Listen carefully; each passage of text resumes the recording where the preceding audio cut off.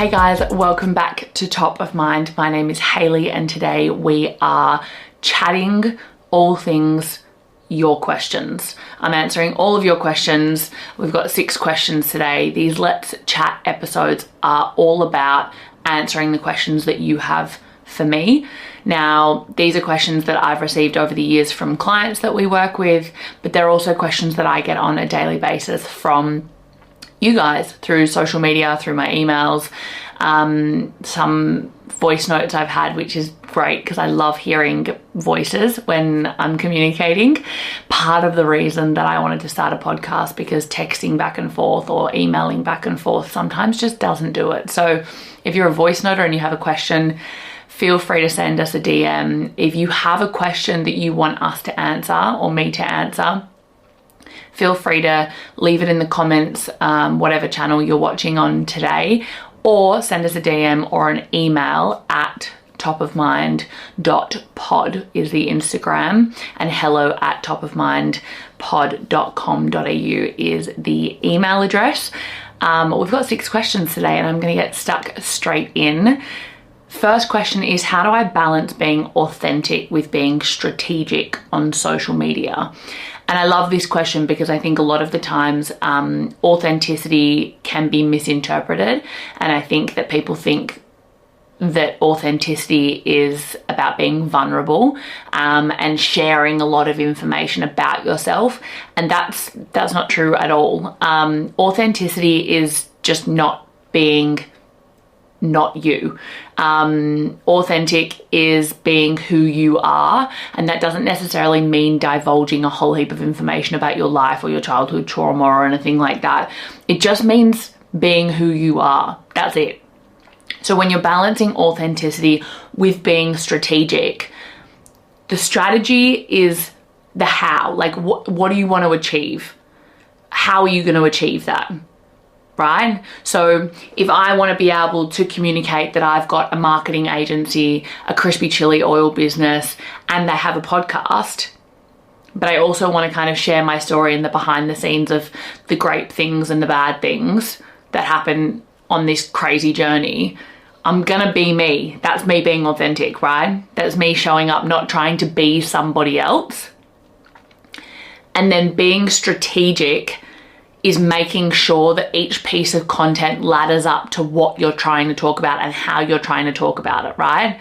So every piece of content, for example, on my Instagram is me being myself, showing up authentically and sharing authentic content that I want to share that ladders up to what I do within my marketing business, what I do and how I'm building a crispy chili oil business, the behind the scenes, the podcast, all of that. And that's my strategy, is making sure that the key messages are landed consistently each week on my channel. Because for me on Instagram, if I'm consistently posting about those 4 things, right? My 2 businesses, my podcast, and the behind the scenes of my life. If I'm consistently sharing those things, that's then what you become known for, right?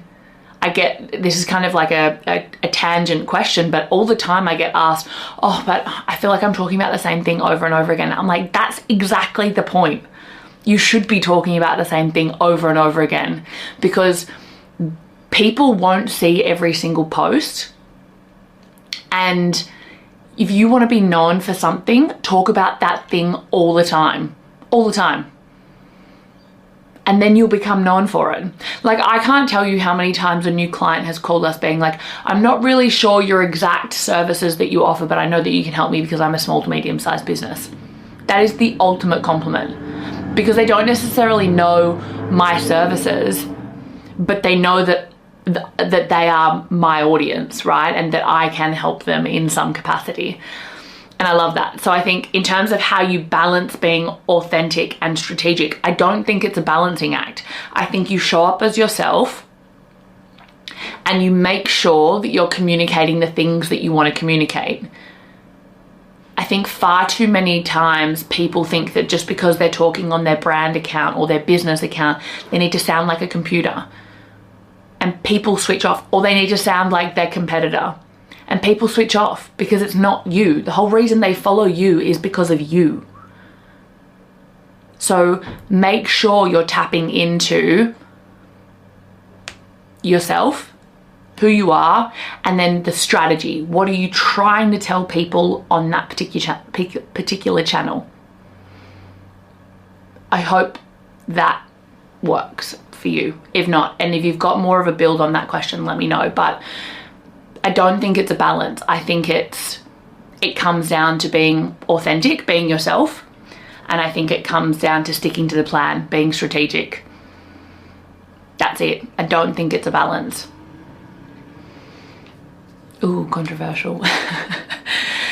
Question number 2, what should I focus on as a startup when it comes to marketing? This is a great question because far too many startups and small businesses I see trying to do everything and they're doing nothing well.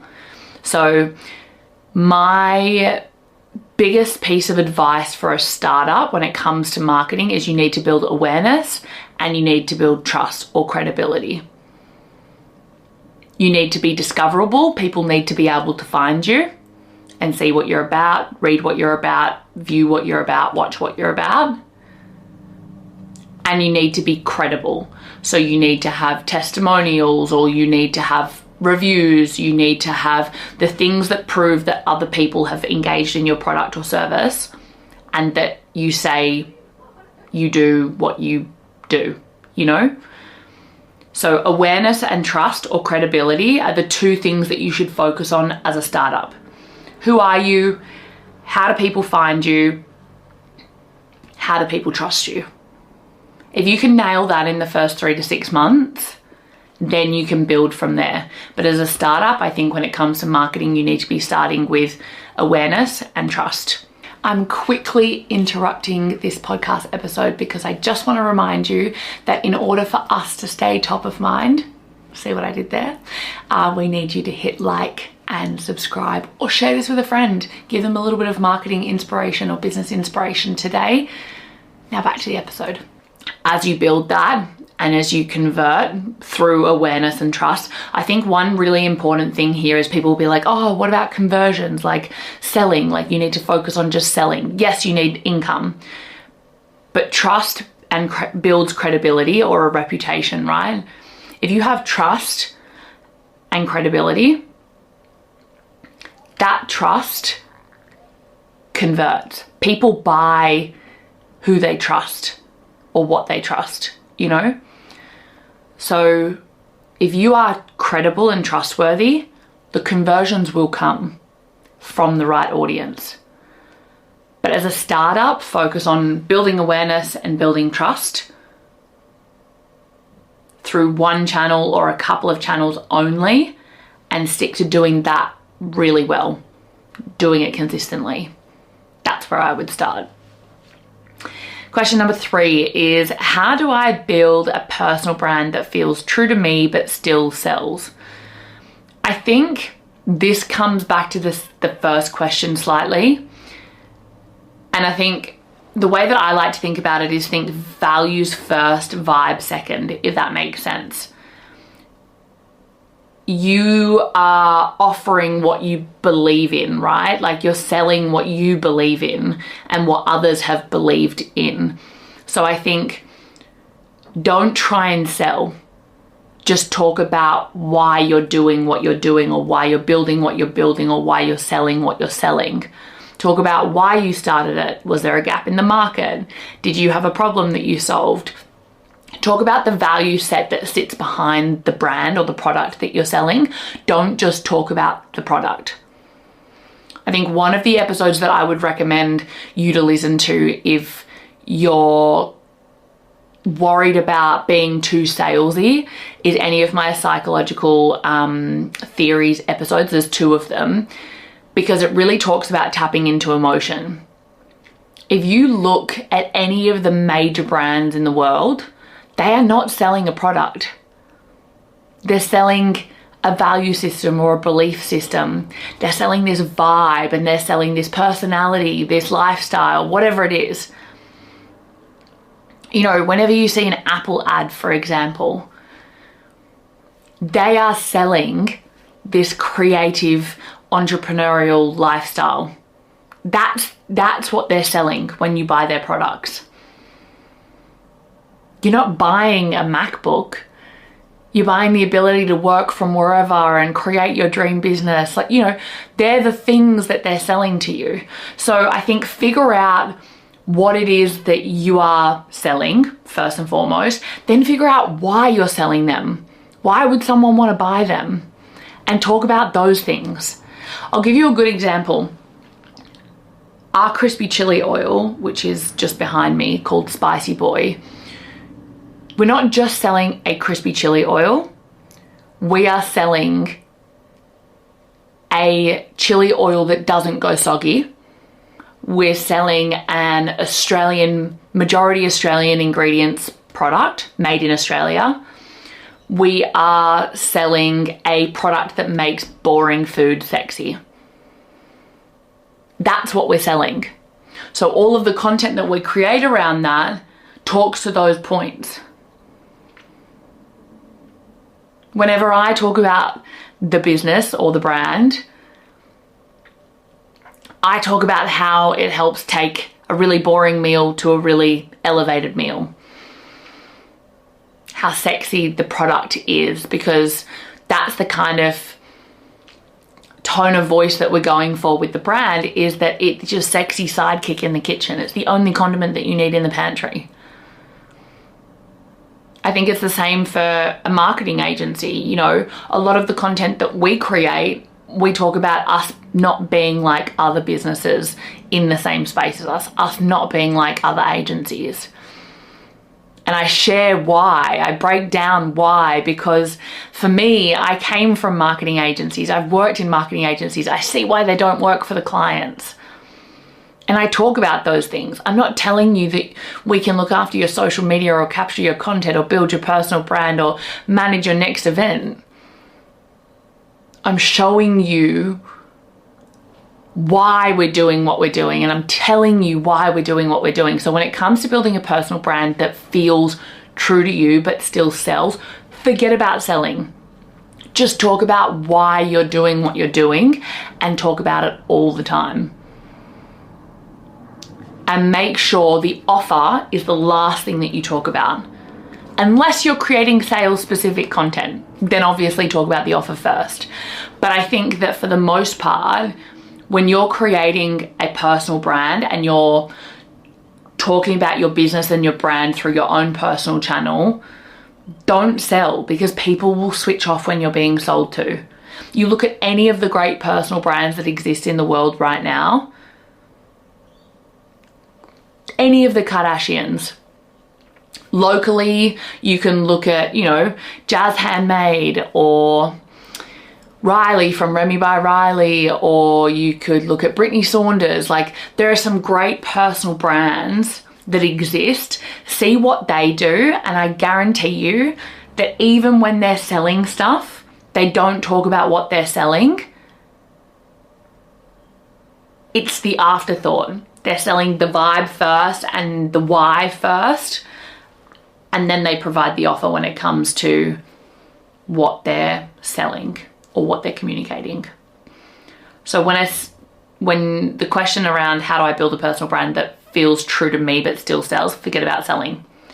Just start talking about why you're doing what you're doing, and it will sell itself if you consistently do that. Question number 4. What are some low-cost tips to develop and market my brand? The best low-cost tip that I can give every business owner or want to be business owner is email marketing over everything. Yes, organic content works, but if you don't get an email marketing list in place, you are putting all of your eggs in that one platform's basket. And we've seen it before where Instagram has gone down, and then brands panic because they have no way of communicating with their customer because Instagram is down. So what I would say to that is make sure you're building an email database from the get-go that is valuable, that doesn't spam people, that provides insight and keeps you connected with your customer via email. Then share organic content, create organic content yourself, behind the scenes, you know, documenting your brand or your business, sharing your product or your service, whatever that is. Share organic content on one channel and get really good at one channel. Don't try and do all the channels, just get really good at one channel and then jump into the next channel when you feel comfortable in that first channel. If you are loving this episode, don't forget to leave a comment or hit that subscribe button. You have no idea how much it means for podcasters like me to get a like or subscribe, because it means that we can get better guests and we can get into more ears of people to help talk to them about marketing, social media, and personal branding. Now back to the episode. The biggest thing that I can do as a business owner is engage. So when people comment or engage with your content that you're sharing and you're posting, comment back. Comment back like your job depends on it, because it's your job to respond to those people. I had a really great example, and I'm going to shout them out, but JIM in Seaforth in Sydney, Joy in Movement, they're an infrared gym, and a girlfriend of mine went to them recently, so I followed them. They, within a couple of hours, followed me back and sent me a DM and said, "Hey Hayley, are you local to Seaforth?" And I responded and I said, "Yep, I'm a few suburbs away." And then they responded to me saying, "Oh, we'd love to have you in for a free session. This is our timetable. Let us know and we can book you in." That is great engagement from a customer standpoint, because I have just followed them. I've not engaged with any of their content. I've just followed them. So I'm interested. But then they've reached out to me and said, "Hey, here's a free offer. Here's something that you can, you know, that dangles that carrot in front of you that goes, actually, that might get my foot in the door." It absolutely will get my foot in the door, because I was going to go anyway. But I think that's a really good example of engaging with your customer base like your life depends on it. Because if you want your business to work, nobody is going to talk to your customers if you don't. Talk to them. They are your biggest advocates. They will be your biggest advocates, and they will be the people that go into bat for you when you're not there. So if you build a brand around your customers, half the work is done. So email marketing over everything, organic content, and then engage. Just make sure you're either reaching out to people that might be interested in your product or service, or you're engaging with people in the comments or the DMs. Engage. Just chat to them. They're human beings.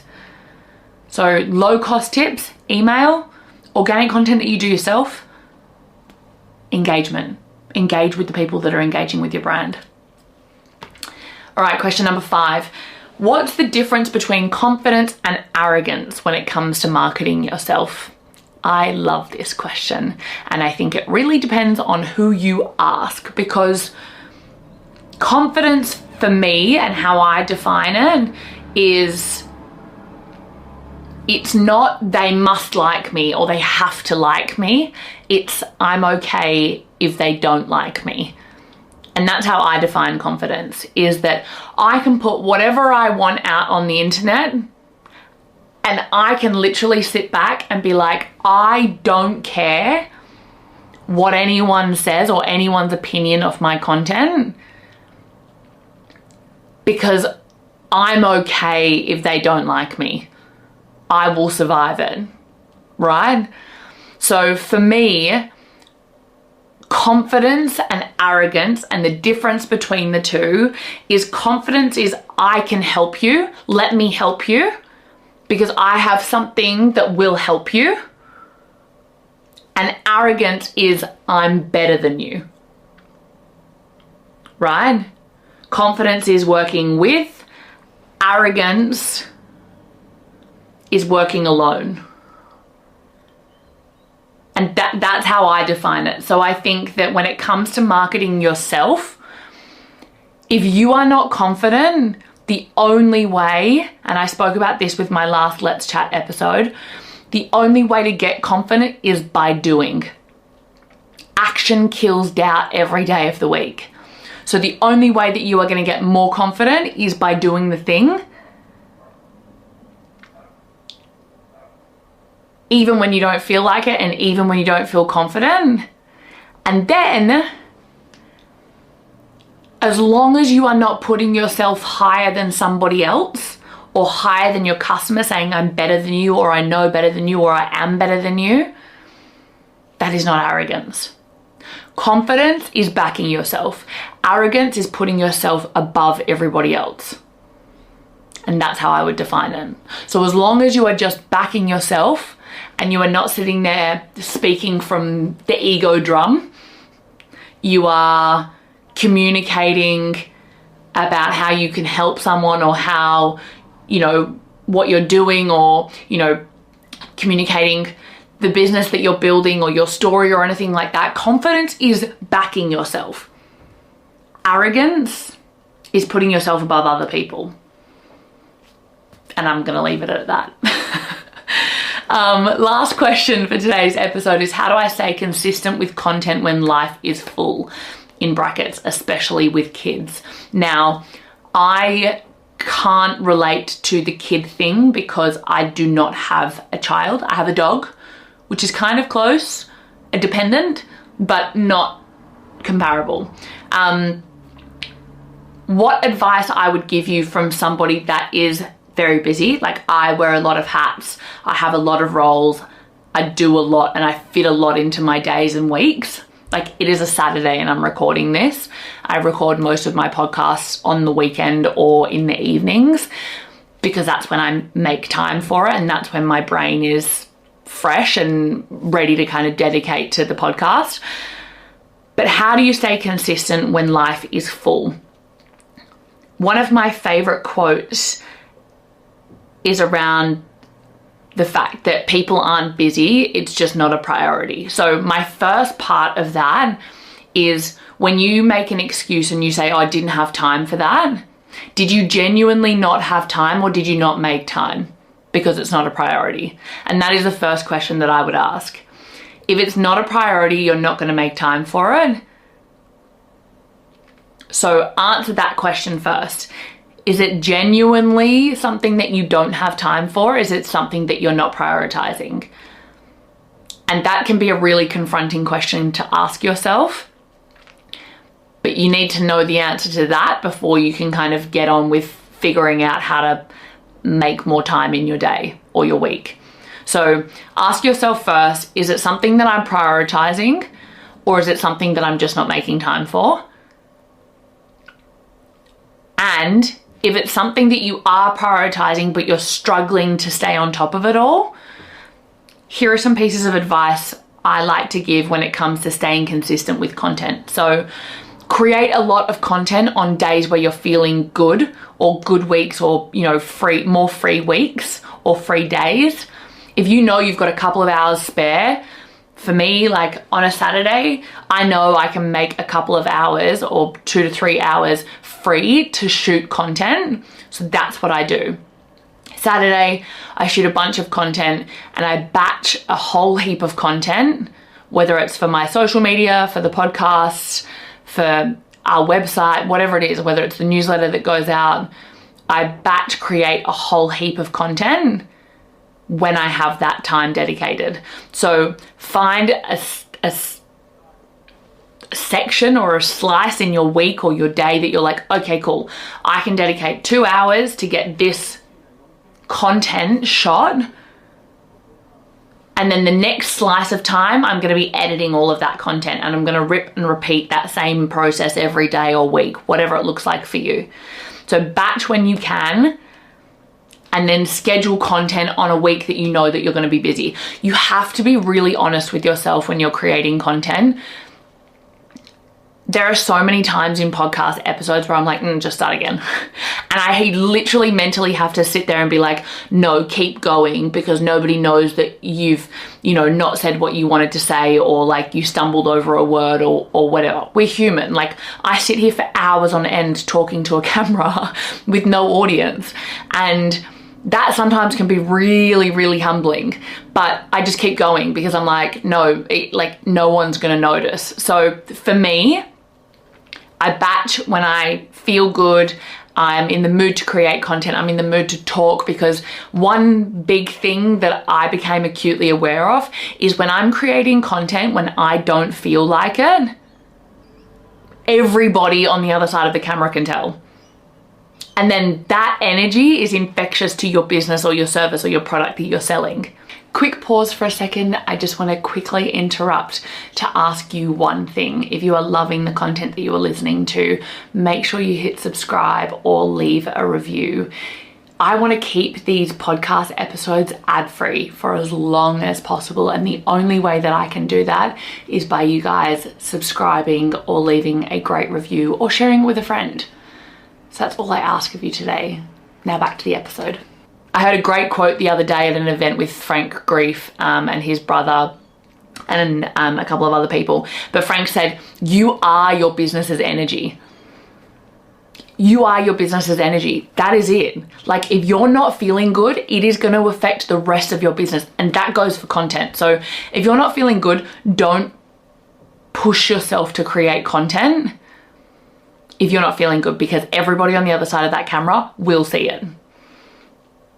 Batch on good days or good parts of your week and have a section of time that you batch create all of your content that you want to do. For example, on Monday mornings from 7:45 to 8:45, that's an hour that I put aside to write 4 LinkedIn posts for the week ahead. And I schedule them all out. That's 1 hour and all my posts for the week are done. That's how I batch that type of content. For content for the podcast, I, as I said, will section out a 2 to 3 hour window, shoot what I need to.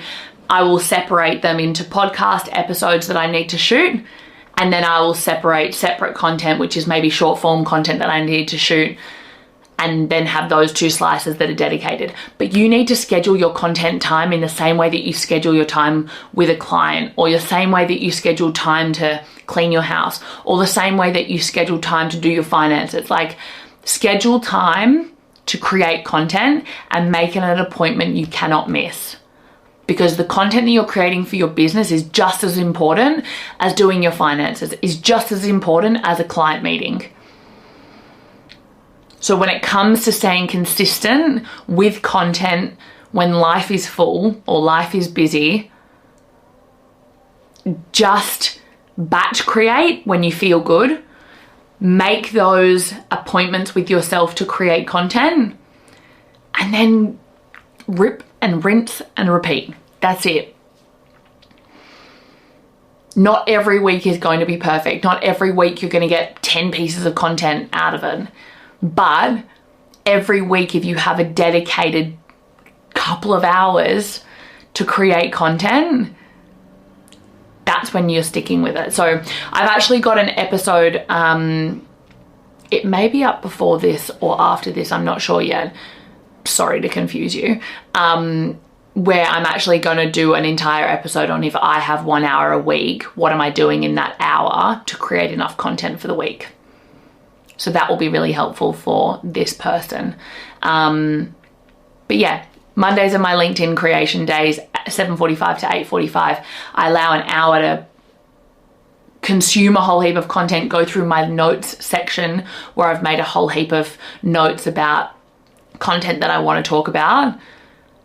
And then I just write content for an hour on Monday morning, and then I'm done. And then the only thing that I have to do on LinkedIn each week after I've done that is engaging with people and sending people messages, which requires a lot less brain power than actually writing a post and scheduling it out. So that's what I would say. Batch when you feel good. Don't shoot when you don't feel like it, because people will be able to tell, because you are your business's energy. Your energy is a reflection of everything within what you're talking about and what you're doing. And then make those appointments with yourself to create content. And maybe you have 3 appointments a week, right? One is a half an hour appointment in the beginning of the week to come up with a whole heap of ideas that you want to shoot. One is an hour or 2 hour block where you're shooting all of that content. And then one is an hour or 2 hour block where you're editing all of that content. Alternatively, if you don't have time, what can you outsource? What can you outsource to a freelancer, a team like ours, that can help you edit and cut all of your content so that you then have content to post? That is how I would answer that question, and I hope that helps. As always, that's everything. As always, if you have any questions at all, if you're listening on Spotify, don't forget to leave a comment with your question. Don't forget to subscribe so you never miss an episode. If you're listening on YouTube or watching on YouTube, don't forget to drop a comment in the comments below. And if you're listening on Apple Podcasts, don't forget to rate and review this episode if you've loved it. I will see you guys in a fortnight's time. Thank you so much for joining me today.